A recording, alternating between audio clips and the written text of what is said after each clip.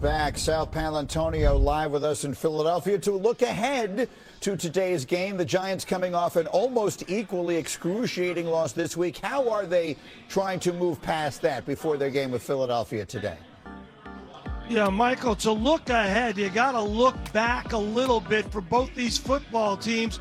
Let me tell you the conversations that went on behind the scenes for both teams, beginning with the Giants. That disaster in Denver in the fourth quarter. The Giants came into work on Monday morning, and Brian Dable, the head coach, took a very interesting approach. He told the team, listen, we're not going to flush away or forget what happened in the fourth quarter. We're going to learn from it. We don't want to dwell too much on it. We're going to learn from it. And he showed them the clips of what happened in the fourth quarter and said, listen, we're 1 or 2 or 3 plays. One play here, one play there. We win the football game. He knows he's got a very delicate situation with young players on offense like Jackson Dart and Cam Scatterboo, who are making big plays, but there are some mistakes being made. So he didn't want it to carry over, but he wanted the team to learn from it and take it into this game. As for the Eagles behind the scenes, it was very clear what Nick Sirianni said to the team. Go back to week 6. We need to play a much more physical brand of football. That's what Jordan Mailata said. We got to play much more physical on both sides of the ball. Gonna be tough today with missing 2 Pro Bowl players on offense.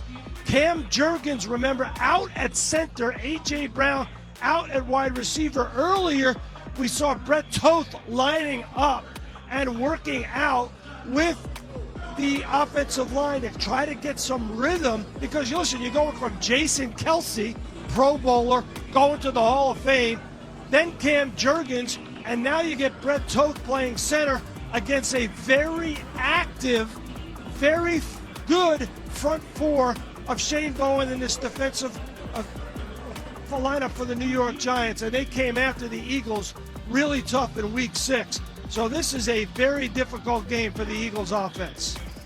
Sal Paolantonio, outstanding as always, and it's interesting as he frames it. The backdrop of this game for both teams is a tough loss, right? It's the Giants trying to bounce back from last week, but it's the Eagles trying to bounce back from the week before. What are you watching for, Teddy?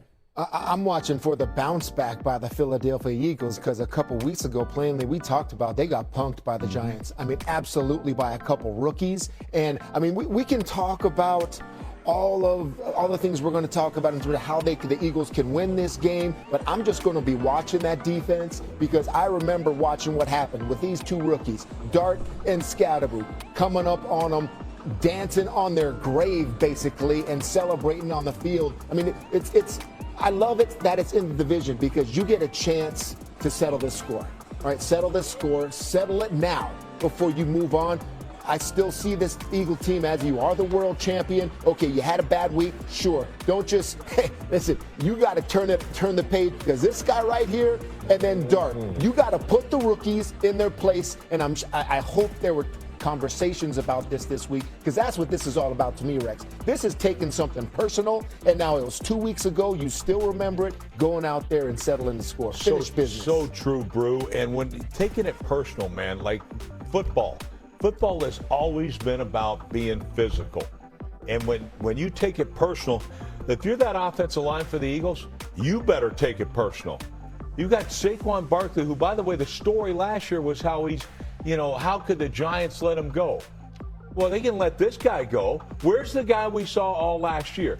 It starts with them up front and being physical. That's what they got to do. And by the way, how about we commit to running the football? You want to slow that pass rush down of the Giants, where you got absolutely obliterated the last time you played them? Run the dang ball and stay with it. If it doesn't work, run it again. Run it again. I don't care how long you got to. This is a game where I remember sitting back saying, we are not going to throw the football until we get a first down. Like, I don't care if we got to stay out there all dang half. Did you almost have to say, let's go and get this ground game going if you're the Philadelphia Eagles? Yeah, I agree. This is a line of scrimmage game, right? You heard the report from Sal, Sirianni talking about it, Mailata talking about it, right? Like, this is going to be a physicality thing up front. And obviously a lot of talk. A.J. Brown's out. That's obviously a big missing piece. But on the flip side, The Giants missing 2 starters in their secondary as well. And so I do agree.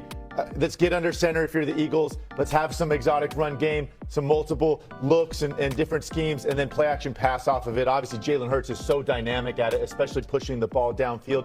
These are nice progressions to have as a quarterback, right there, pure progressions. We're really putting that second level of the defense in a bind. I want to see it today. You know, we earlier in the show, y'all had Film All, y'all had Evan Kaplan sitting up here talking about the tendencies of the Philadelphia Eagles, about what percentages they had in the shotgun opposed to what they're doing under center. Alex, and you had a clip up there. Something to really pay attention to in a game like this, that a team that's used to being in the gun, and all of a sudden over a week or two, you want to go under center, try to run the ball to open up the play action game. One thing that your clip did show was the pad level of the offensive line. And what that does is gives the defense the indication, is it run or pass? Because if their pad level is high, I don't care if you show the ball or not, the defense, Brew, you know better than I do. You're not going to bite. So I think today, with Jalen Hurts under center, yeah, they're going to try to run the ball, but the play action, the pad level of the offensive line, is it high, is it low? Can they sell it or not, Rex? But another thing, you're talking about the physicalities of this game. There's one player, dominant player, Jalen Carter. No Jalen Carter the first game. Yep. 2 weeks ago, I think you hit it right on, Brew. You talking about 2 rookies making their statement on national television. Last week in the Denver Broncos, I don't know if the whole football world got to see the Giants and Denver Broncos play for 4 quarters. I think they saw the ending results. But Thursday night against the New York Giants and the Philadelphia Eagles, the whole football world saw it. So for them to be able to come back out and to defend their NFC title, I think it's a must today. And I'm looking at Zach Bond. I've been saying his name for the last couple of weeks. Y'all know how I feel about defenses and them bringing the fight to the offense. So I really want to see what Zach Bond does. Just real quick to finish up on Jackson Dart, the rookie. We're starting to see holes, okay? He's got 3 interceptions all in the 4th quarter. His performance is lacking in the 4th quarter. That's where he's got to get better today. All right, interesting. I mean, he brought all of this spark and life and all that to the team, but obviously the pick last week was an absolute disaster. Now, this Friday